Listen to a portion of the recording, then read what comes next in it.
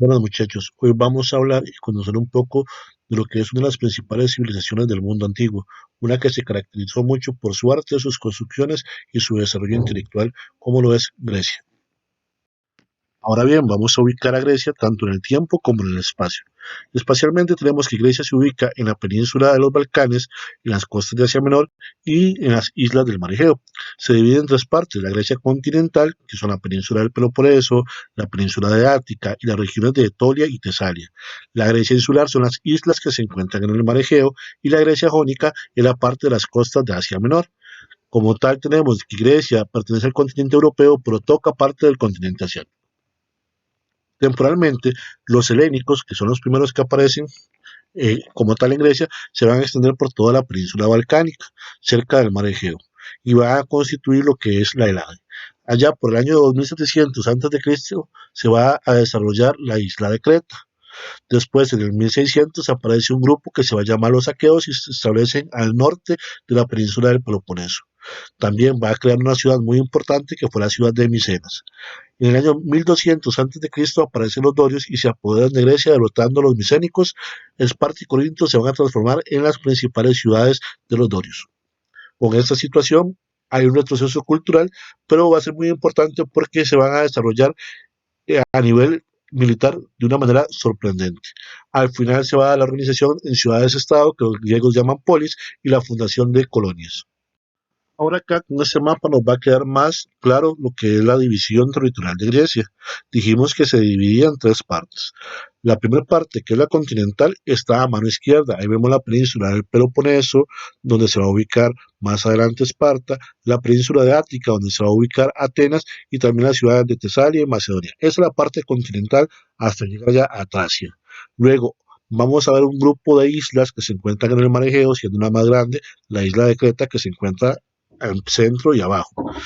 Después, esa parte insular, nos vamos a ir a la tercera división, que es la parte jónica, que es la que se encuentra a mano derecha, donde está bordeando todo lo que es la parte de la costa asiática.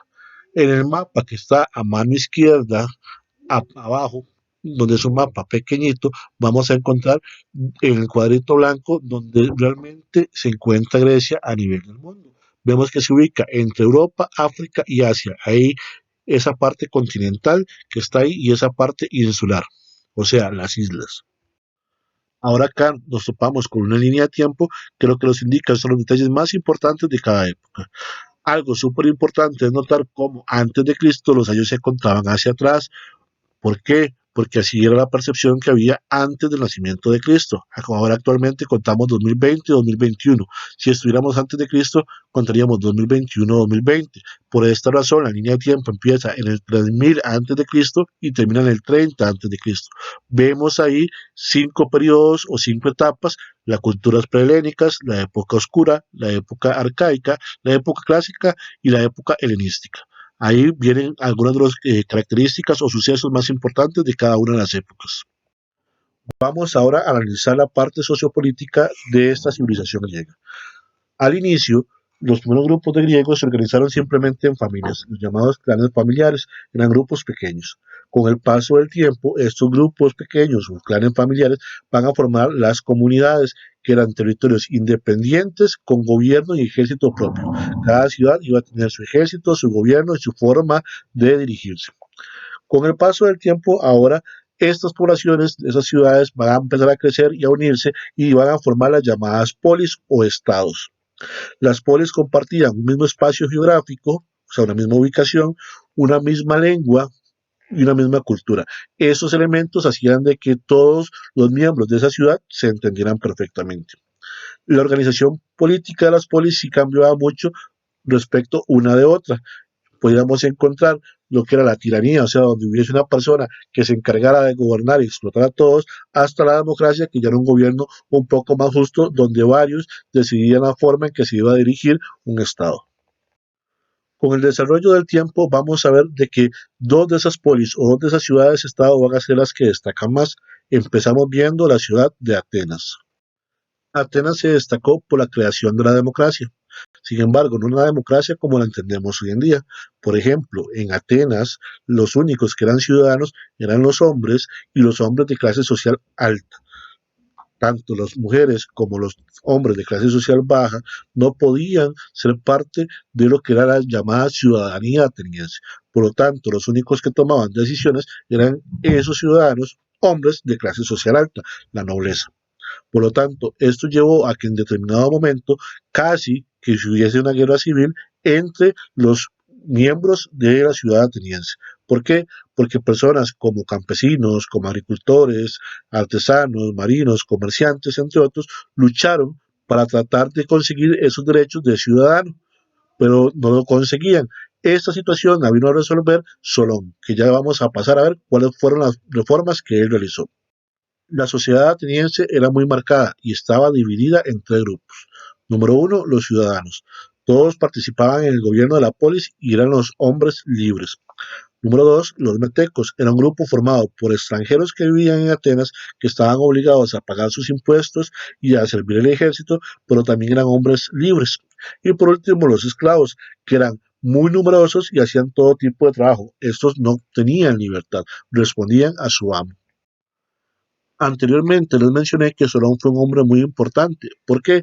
Porque logró detener o evitar una guerra civil entre los atenienses. ¿Qué fue lo que hizo Solón? ¿Qué reformas tuvo su gobierno para evitar esta guerra? Las siguientes. Número uno, se anularon las deudas.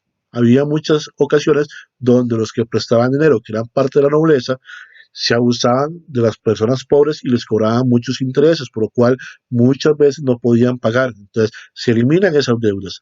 Se rescató a los campesinos que habían sido esclavizados y se prohibió para siempre la esclavitud por deudas. ¿Qué pasaba? Que si yo pedía un dinero prestado y no podía pagar, me convertía en esclavo. Entonces, eso se eliminó, Solón lo quitó. La sociedad se dividió en clases según su riqueza.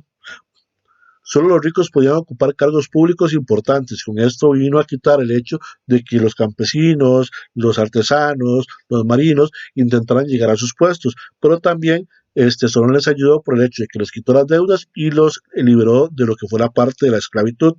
Y los pobres podían integrar la asamblea y los tribunales. Entonces les dio participación, pero no la participación más importante. Pero con esto se conformaron. La segunda polis o ciudad-estado más importante de este periodo griego va a ser Esparta, la ciudad guerrera. La sociedad espartana era una sociedad guerrera. De hecho, los niños al nacer eran evaluados a ver si eran niños fuertes y sanos para convertirse en un buen soldado. Se habla de que al nacer los niños que tenían algún tipo de discapacidad lamentablemente eran sacrificados. Acá tenemos el hecho de que un niño desde los 7 años era educado para que fuese parte del ejército. Se le enseñaban todas las artes a nivel de guerra para que éste formara parte del ejército a los 20 años. Las mujeres, por su parte, también recibían educación en la parte de gimnasia, lucha y atletismo para que si tuviesen que luchar lo hiciesen y sobre todo para que fuesen mujeres fuertes que tuviesen hijos fuertes. Era obligación de todo espartano y espartana, casarse y procrear. Al igual que Atenas, la sociedad espartana se dividió en tres clases sociales. Número uno, los espartanos, que tenían derechos políticos y ocupaban cargos públicos y militares. Número dos, los periecos, que eran ciudadanos que tenían menos categoría y eran sobre todo los agricultores, los comerciantes, los artesanos y estaban obligados a servir al ejército. Y por último, los ilotas, que eran los esclavos y que se dedicaban a hacer cualquier trabajo que los espartanos los pusiesen a hacer. Ahora vamos a ver cómo se organizaba políticamente la polis espartana. Lo principal eran los dos reyes que gobernaban Esparta. A eso se les llamaba diarquía. ¿Por qué diarquía? Porque eran dos diarquía reyes. Entonces, dos monarcas, dos reyes que se encargaban de gobernar Esparta. ¿De dónde salían esos dos reyes o quién los escogía? Los escogía la Jerusia. ¿Quiénes eran la Jerusia? Era un consejo de 30 ancianos. Esos 30 ancianos eran nombrados por la Apella. ¿Qué era la Apella? Era una asamblea donde todos los ciudadanos mayores de 30 años elegían a esos miembros de la Jerusia, o sea, a esos 30 ancianos. Tomaban las decisiones más importantes y aparte de elegir a la Jerusia, elegían a 5 funcionarios más que se llamaban éforos. Los éforos se elegían por años y eran los encargados de controlar todo el gobierno. Eran funcionarios sumamente poderosos. En esta imagen vamos a ver lo que es un soldado plita, uno de los principales soldados a nivel del ejército espartano. Este era de infantería pesada y vemos aquí cuáles eran las herramientas y las armas que llevaba su armadura. Los hoplitas al combatir tenían una formación de falange donde ningún soldado sobresalía y todos se apoyaban entre ellos. Los hoplitas eran la primera línea de batalla de los espartanos. Ahora que ya vimos un poco de la organización social y política de Esparta y Atenas, vamos a ver algunas diferencias claves que tenían entre ellos. Número uno, en Atenas los gobernantes los elegían por el voto de los ciudadanos, mientras que en Esparta gobernaban reyes. Número dos, los hombres no eran educados para la guerra en Atenas y las mujeres no iban a la escuela, mientras que en Esparta los hombres eran educados para la guerra desde los 7 años y las mujeres también se les enseñaba a luchar. En Atenas, las mujeres solo podían salir acompañadas de sus familiares y no poseían ningún derecho político. En Esparta, las mujeres tenían los mismos derechos y la misma libertad que sus esposos para decidir. Siguiendo con las diferencias, vamos a encontrar en esta imagen otras. Tenemos que el tipo de gobierno en Atenas era la democracia, mientras que en Esparta una aristocracia militar. La sociedad democrática ateniense se comparaba con una sociedad militarista en nivel espartano. Tenemos que Atenas se preocupó mucho por el desarrollo de la cultura y las artes, mientras que en Esparta no se fomentó ese desarrollo. También se preocuparon en Atenas por lo que es la parte de la libertad individual y en Esparta no se concedió la libertad individual. Vamos a ver ahora el desarrollo religioso de los griegos. Tenían básicamente tres características. Número uno, eran politeístas, creían en muchos dioses. Estos dioses tenían su morada en el llamado Monte Olimpo. Número dos, tenían una visión de los dioses antropomórfica, que quiere decir que tenían los dioses las mismas características que los hombres y los mismos defectos. Sin embargo, los dioses los hacían o los veían ellos más altos, más fuertes, más bellos, más inteligentes y más felices que cualquier hombre. También la tercera característica va a ser que fue una religión de tipo panteísta.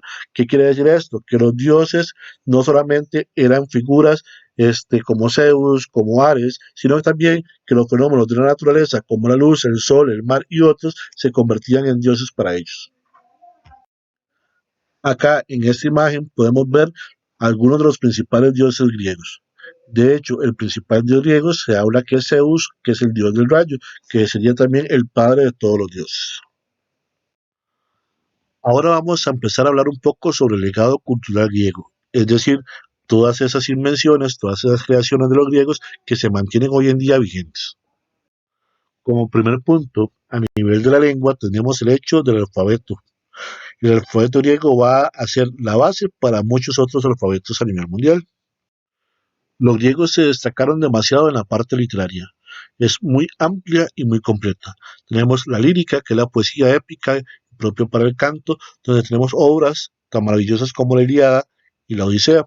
La narrativa, que surge con lo que son los historiadores y filósofos, donde van a destacar algunos como Plutarco y Túcides. También tenemos lo que es la dramaturgia, que empieza a funcionar perfectamente para el teatro griego, donde es un teatro compuesto por tragedia y comedia. Ahí destacaron figuras como Esquilo y Sófocles. Los griegos también tuvieron muchos avances en lo que fue la parte de la ciencia y la técnica, el aporte de Tales en la parte de la matemática, a la parte geométrica, a la parte aritmética, también tuvieron muchos logros a nivel astronómico y a nivel médico. Algo de lo que tuvo mayor auge con lo que fue el desarrollo de la Grecia de Pericles fue el arte, donde vemos obras que se caracterizaban por su proporción, medida, armonía y la distinción de un conjunto. El arte griego llegó a todas partes.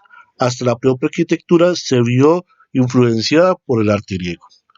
Los jónicos, los dóricos y los corintios se encargaron de hacer majestuosas columnas que sostenían los templos y las edificaciones griegas. Siguiendo con el arte, las esculturas tenían un espacio muy importante para los griegos, y es que esas esculturas eran muy realistas. La proporción que tenían en tamaño, la idea de que éstas se estuviesen moviendo, habían idealizado la belleza, o sea, tenían una figura de belleza ya creada, también había mucha armonía y lograba que fueran muy perfeccionistas. El tema central de la escultura siempre fue la figura humana. De hecho, que en muchas ocasiones esa figura se retrataba o se esculpía en forma desnuda. Filosofía es algo de lo principal en lo que es el desarrollo de la cultura griega. La filosofía intenta explicar el porqué de la naturaleza y el porqué en sí de las cosas. Algunos de los principales aportes de la filosofía griega llegaron por tres grandes pensadores como lo fueron Sócrates, Platón y Aristóteles.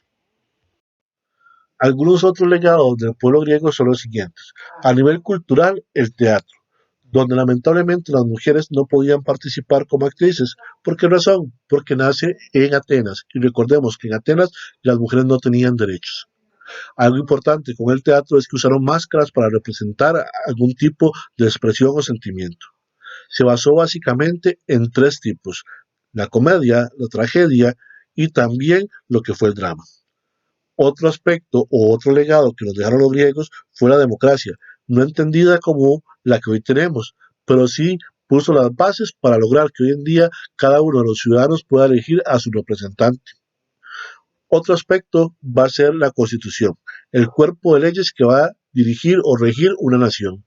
Esto aparece cuando Solón hace sus reformas. Y por último, la medicina, donde Hipócrates, un médico griego de la época clásica, va a crear un código llamado Código Hipocrático por la relación que se establece entre el doctor y su paciente. Conflictos griegos. Vamos a iniciar con las guerras médicas, que de entrada tengo que decir que no tiene nada que ver el término médica con hospitales, doctores o demás, sino que el término de médica viene de medos, que así se les llamaba a los persas, a los antiguos pobladores de la zona de Mesopotamia y Babilonia, que ese tema ya lo vimos. Ahora bien, ¿por qué es que se dan las guerras médicas? ¿Por qué razón Grecia y Persia terminan enfrentándose? La respuesta es la siguiente. En primer lugar, los persas empiezan a sentir celos o envidia por el gran desarrollo que está viviendo Grecia. Las ciudades griegas empiezan a crecer y con esto van a representar una incomodidad y una competencia en el Mediterráneo. Número dos, no era compatible lo que era el imperio persa con las ciudades-estado griegas. Entonces, políticamente no había comunicación. Número tres, el comercio que empieza a tener lo que son las ciudades griegas con algunas regiones va a perjudicar directamente el ingreso de los persas. Y por último, la región de Jonia se va a sublevar, o sea, se va a levantar en contra del dominio que tenía por parte de los persas. La guerra médica se da entre 493 y 490 a.C. Se supone que en esta guerra médica los persas desembarcaron en la llanura de Maratón, y es allí donde Heródoto empieza a describirnos el enfrentamiento, y dice que se enfrentaron los griegos al mando de Milciades contra los persas al mando de Mardonio, que fue yerno de Darío. La guerra fue una guerra bastante fuerte, sin embargo, fue una victoria fácil hasta cierto punto para los griegos. Los griegos tenían un ejército donde habían 10.000 atenienses y 1.000 platenses, mientras que los persas tenían un ejército donde habían 20.000 persas y 500 barcos. Por lo tanto, los números hasta cierto punto favorecían a lo que eran los persas. Sin embargo, cuando se hace un conteo de bajas hecho por Heródoto, se habla de que hay alrededor de 192 bajas de los griegos por 6.400 de los persas. Algo curioso que tiene esta primera guerra médica es que al finalizar la misma, Milcíades envía a Filipides a avisar a los atenienses que han ganado. Según lo que cuenta la leyenda, Filipides corrió por 42 kilómetros y al llegar dijo: alegraos atenienses, hemos vencido. Después de dicho esto, se derrumbó por cansancio y murió. De ahí que hoy en día, cuando se corre una maratón, tenga la medida de 42 kilómetros y tenga ese nombre, maratón. Ahora vamos a ver la Segunda Guerra Médica, desarrollada del 480 al 479 a.C. Con la muerte de Darío, rey persa, lo sustituye o lo sucede Jerjes, su hijo, quien va a intentar nuevamente apoderarse del territorio griego, y estuvo a punto de lograrlo. Los persas tenían un grupo de soldados que se hacían llamar los inmortales, era la parte de la infantería pesada. También tenían caballería y arqueros, una infantería ligera, armas arrojadizas. Los llamados inmortales peleaban la batalla sin coraza. En el año 481 a.C., el rey persa Jerjes intenta adueñarse de todo lo que fue En el año 481 a.C., el rey persa Jerjes intenta adueñarse de todos los territorios terrestres y acuáticos griegos. Sin embargo, al paso le sale el rey Leónidas, rey de los espartanos, con un ejército de aproximadamente 300 hombres. Esa batalla entre el ejército persa de Jerjes y los dirigidos por Leónidas, los espartanos, se llevó a cabo en las Termópilas. De hecho, si nosotros vemos una película como 300, narra esa historia. Como 300 espartanos que al final pierden su vida, logran detener a gran parte del ejército de Jerjes y no solo matar a gran parte del ejército, sino hacer el tiempo necesario para que lleguen las tropas griegas e impedir el paso a Jerjes por las Termópilas. Con esto, Grecia se aseguraba el triunfo. Mientras los espartanos, comandados por Leónidas, hacían prácticamente un milagro y lograban detener al ejército de Jerjes mientras llegaba el resto del ejército griego, los atenienses lograban una victoria a nivel naval en la batalla de Salamina. Los espartanos eran los mejores a nivel cuerpo a cuerpo y los atenienses eran los mejores a nivel naval. La Segunda Guerra Médica va a acabar con la batalla de Platea. En esta batalla se enfrentaron los ejércitos griegos y persas aproximadamente por 8 días, teniendo como vencedor a los griegos. Tercer y última guerra médica. Se va a efectuar prácticamente por 30 años. La razón principal, Esparta se retira de la lucha y lo que es Grecia pierde a su principal fuerza militar hombre a hombre.